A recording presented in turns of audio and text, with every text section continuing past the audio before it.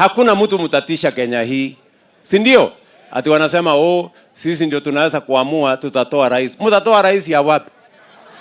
Kwani nyinyi mnanijua? Wale watu wananijua kweli? Nyinyi mkipima hiyo watu, iko mtu size yangu kwa hiyo group?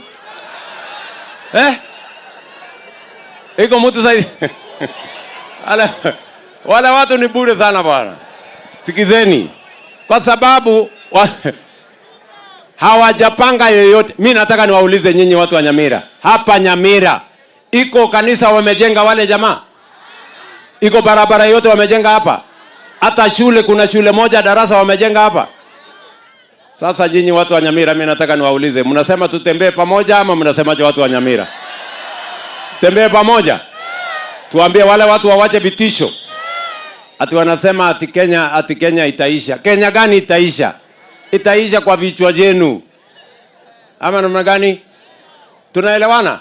Na mimi siwezi kubali. Nikiwa kiongozi wa taifa hili la Kenya, nikiwa rais wa Kenya, mimi siwezi kukubali mtu yeyote kutisha Wakenya wengine.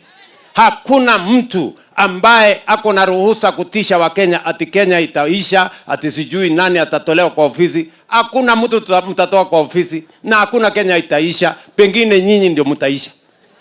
Ama namna gani bwana? Sasa nyinyi wananchi, kwani Kenya ni ya watu wawili watatu? Kenya si ya viongozi, Kenya ni ya Wakenya wote. Na sisi wote ndio tutaamua vile Kenya itaenda mbele. Nyamira hoye! Tumekubaliana? Hebu nione kama tumekubaliana, wale uko mbali na karibu, wale mko mbali na karibu. Kwa hivyo nyinyi watu wa Ikonge mnasemaje? Ati mnasemaje? Ati mnasemaje? Hebu nione tutam ya watu wa Nyamira.